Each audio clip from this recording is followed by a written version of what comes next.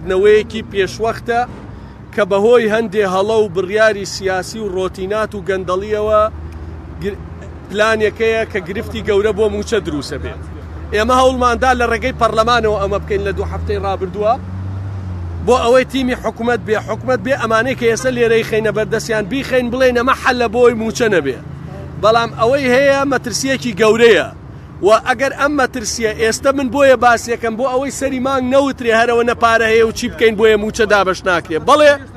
ئەگەر ئەم گرفتانەی ئێستا باسیەکەم چارەسەر بکرێت بە دڵنیاییەوە ئەتوانرێت زۆر بە باشی و لە کاتی خۆیان موچەکە بدرێت. گرفتەکان لە 2-3 بەشی سەرەکی پێکدێنی وادارم بە وردی تەرکیز بکەن. یەکەم ئێستا لە کوردستان ئێستا کە من و ئێوە قسەیەکەین ڕۆژانە 464,000 بەرمیل نەوت ئینتاجی هەیە. پلانەکە بەرنامەکە ئەوەیە لە بەرمیلێک نەوت 21 دۆلار و نیوە گەڕێتەوە کە ئەکاتە 300 ملیۆن دۆلار. ئێمە زۆر ناڵێین بە مراجعەی کۆی پرۆسەی نەوت لە دۆزینەوە بەرەمێنانەوە سکیوریتی خەرجی کۆمپانیەکانی خزمەتگوزاری کرێی بۆری فرۆشتن کە بە ناقص 12 هەمووی مەکەن. تەنیا نەوتەکە بگا بە 32 دۆلار 688 ملیارە گەڕێتەوە. ئایا ئەمە داوایەکی ڕەوانیە برێنت 72 دۆلار بێ ئێمە داوای 32 دۆلارەکەین بۆی کێشە نەبێ. بەڵام پلانەکە ئەوەیە تا ئێستا 21 دۆلار و نیوێتەوە. دوو نەوت کە 300 ملیۆن دۆلاریە بەشێکی تەرکیزەکە لەسەر داهاتی ناوخۆ لە داهاتی ناوخۆشە بەشێکی تەرکیزەکە لەسەر داهاتی خاڵە سنووریەکان. خەڵکی کوردستان شاهیدە. 2 ساڵە من هاوارەکەم ئەڵێم ئەم کۆمپانیاکاری و قاچاقچێتیە ئەم کۆمپانیاکاری و قاچاقچێتیەی بەرپرسان سەری ئەم میلەتەیە خوا کەس گوێی نەگرت. هەموو بەرپرسی هەوڵی ئەوەیەدا چۆن کۆمپانیاک بۆ خۆی دانێ لە خاڵە سنووریەکان چۆن ئەمێلکە بێرێ بە قاچاق و ئەو جگەرە بێنێ ئەو فلان بێنێ لە نەتیجا پرۆسەی گومرگ لە کوردستانە بەرەو ئینهیارە ڕوە. ئەمە خەتای بازرگانەکان نیەسە بە بەڵگە بۆتان ڕوونەکەمەوە بەڵکو خەتای ئەوەیە گوێیان نەگرێ. ئەمانە بۆ زانیاریتان ئێستا ئاڵوگۆڕی بازرگانی لە پەروێزخانەوە لە 90 کەمی کردو. ئەزانی بۆ ئەگەر تۆ بارێک لە پەروێزخان بێنی 5,000 دۆلار بێت 20 کیلۆمەتر لەولا لە منزریەیە بە 2,000 دۆلار بۆ داخڵەکرێ.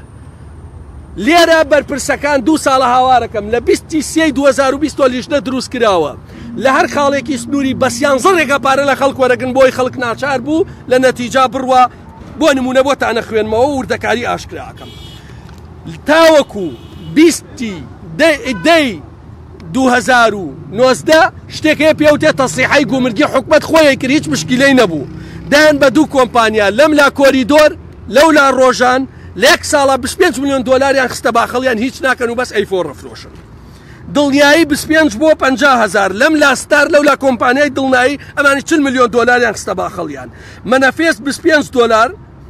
لێرە و لەولاش ساڵانە 38 ملیۆن دۆلاریان ئەمان خستە باخەڵی. سکانەر 35,000 بۆ 50 100 ملیار دیناریان خستە باخەڵیان. تعقیم بۆ ئەوەی پارە وەرگرن لە خەڵک تعقیم نییە سیارە تعقیم ناکرێت. یەک پەمپە شتێکە ئەیدەن لە سیارەیەک لە مانگی 2020 دایاننا هەر سیارەیەک 10 دۆلاریان لێسن بەمە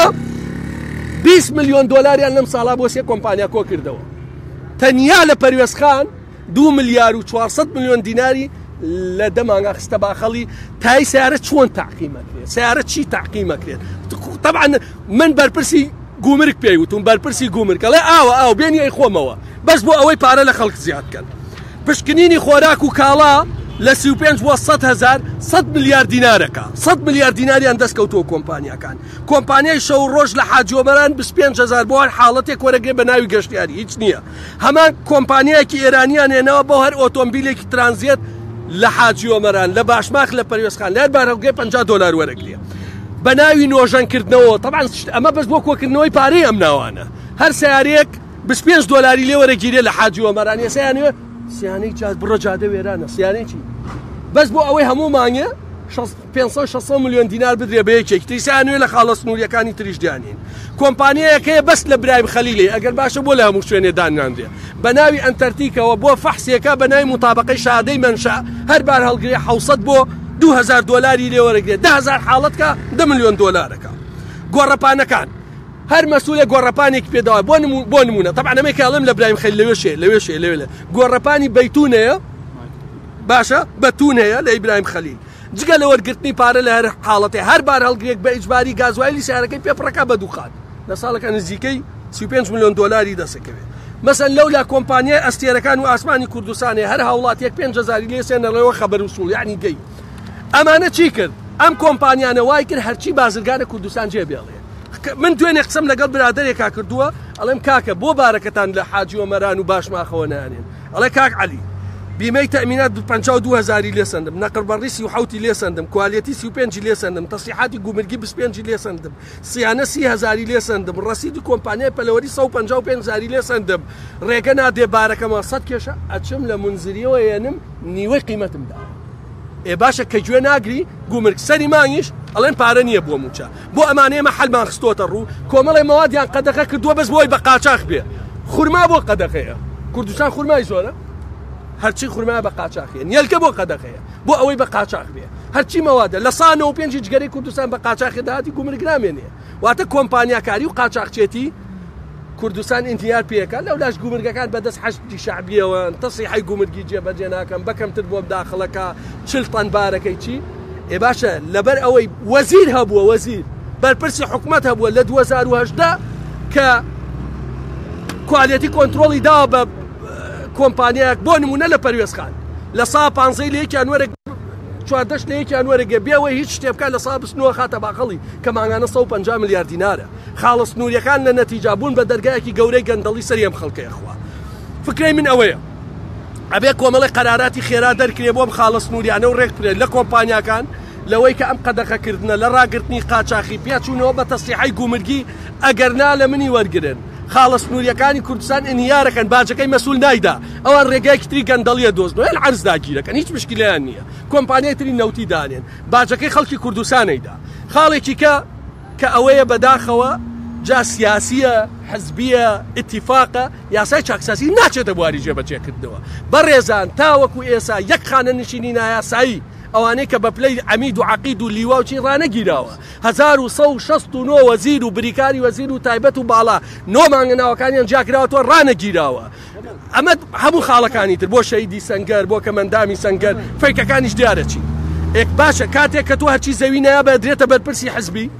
کاتێک کە ئەوە دۆخی خاڵس نووریەکانە باسم کرد لە بەرمیلێ $91 مێنێتەوە بە هەزاران کادری حزبیت بە ناسایی خانەنشین کردو و نایبڕی ئێمە عاشتت بۆ مامۆستا نامێنێ ئەمە جگەلەوەی 2 ساڵە هاوارەکەن کاکە کۆمپانیا گەورەکانی وڵاتە باج نادەن معمەل هەیە $12 ملیۆن سافی ڕبحی بۆ مانگی پێشوو باشە باجی نەداوە بەڵام حەلاقێ بێ باج بدا بۆری نەوت باج نادا بەڵام نانەوە باجەدا پاڵاوگەی نەوت باج نادا بەڵام ئەوەی ئیشێکی بچووکی هەیە و هەویرکاریەکە و لوقمە قازیە فرۆشێ باجەدا من ئەمەوێت لێرەم هۆشداریە بدەم چونکە کاتێک کە سەری مانگ و چە نادێ هیچ حزبێ مزایدە بەسەر خەڵکان نەکە چونکە پارە نییە لەبەر ئەم گەندەڵیانە ئەگەر زەختەکەی ئەتەوێ موچە بدرێ بێ زەختکەم چاکسازانە بکرێ ئەگەر نا قسەی درەنگ وەخت نەکردنی باشترە من هەوڵم دامە لە ڕێگەی پەرلەمانەوە باسکەم لە گفت و گوا ڕوبەڕوو هەموو بەڵگەکان بخەمە ڕوو کە چۆن هەرچی مەسوولە لەسەر حسابی خاڵی سنووری و ئەم وڵاتە بوون بە ملیۆنێر چۆن دۆسیەی نەوچی لێ هات یەک شتی تر باسەکەم ئێستا $150,000 نییە ئەدێ هەموو دۆلارە دێ بە یەک بانک $300 ملیۆن کەش بەو 300 دەکەمەش کە $21 بەس لە ئاڕوگۆڕە 15 میلیارد دیناری دەسەکە لە یەک بانگا 15 میلیارد دینار جا حسێبیکە لە ساڵێکا چەندەکە نزیکەی 100 ملیۆن دۆلارەکە ئەمانە بێ چاکرێ ئەمان کاتێک کە تو ئەمانە هیچی چاک ناکەی سەری مانگ بۆیە موچە نییە هیوادارین لە هەفتەی ئایندا وەفتی حکومەت بێت ئەم هەفتەش نایەن بۆ پەرلەمان بۆ دانیشتنی پەرلەمان بۆ ئەوەی ئەمە بڵێن ئەگەرنا لە منی وەرگرن ئەم مانگە بەهۆی ئەمانەوە کە باسم کرد دۆخی موچە زۆر خراپترە بێ لەو مانگی کە ئێستا من ئەمەی کە بۆ تۆی باسەکەم بەخوا ورد و درشتین بۆ هەرچی وەزیرە ناردووە بۆ ئەنجومەنی وەزیران ناردووە بۆ حکومەت ناردووە بۆ سەرۆکاتی پەرلەمان ناردووە بۆ هەموویم ناردووە من پێتەڵێم لە 23/2020ەوە قەراردام کۆمپانیانە چاکرێ کۆمەڵی عەقدی باتڵ کە ئەساسی قانونی نییە بە 15 مانگ چاک نەکرێ عەقدی نەوت چۆن چاکەکرێ لەم کابینا خۆ کۆمەڵە دوو تاقیمی باشماخ و پەروێزخان لەم کابینا دانران نەبوو باشە پێشتر ێستا چی فەرقە ئەوەی کەوتم وەرەقەی ئەیفۆن ڕەفرۆشت و $25 ملیۆن لە ساڵێکا دەستکەوتووە لەم کابینا درا کۆریدۆر و ڕۆژان بۆ چاکی ناکرێ وەزیری دارایی لە بژنەوەی گۆڕانە ئێوەش پێویستیان لەگەڵ هەیە بۆ ئەم شتانە من هەموو ئەو دۆسیانەی کە مەترسیانی لەسەر موسێمانجیدا بێت چێ کە بەڕێز باس وەڵا کاکە ئەگەر عێراق پارە نەنێرێ کە ئەگەرەکە زەعیفە عێراق پارە بنێرێت چونکە نرخی بەداخەوە بەرزبوونەوەی نرخی نەوت زەرەر لە خەڵکی کوردستان چونکە خواستی عێراق زیاد دەکا بنزینیش گرانە بێ کاریگەری لەسەر موچەش ناکە ئەگەر چکە ئێستا عێراق نەوت تەشکێن تۆ بە نرخی بۆرسەی عالەمی پارەی 250,000 بەرمیل نەوت تێبێ بە سۆمۆ لە 150 داهاتە فیدراڵەکانی ئەوش تحقیقی دیوانی چاودێری داراییەوێ کە تەواو نەبووە حکوومەتی هەریەم زیاتر لە 5 تریلیۆن و نیوی پارەی بانکە بازرگانەکانی عێراق و بانکی ناوەندی لای بێ بە 7 ساڵ بیداتەوە هەموو ئەمانە کۆکەیتەوە نزیکە لەو پارەی عێراق بێ بیداتە هەریەم دوای تحقیق ئایا عێراقیدا لەم پێش هەڵبژاردنە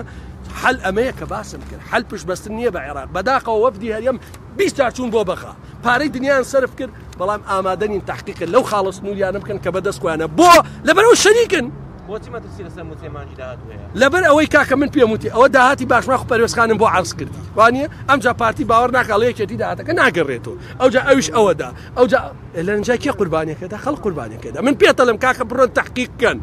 ئێوە میدیان بزانە پەروێزخان لەم حەو ڕۆژە بەراورد بە 3 مانگ پێش ئێسا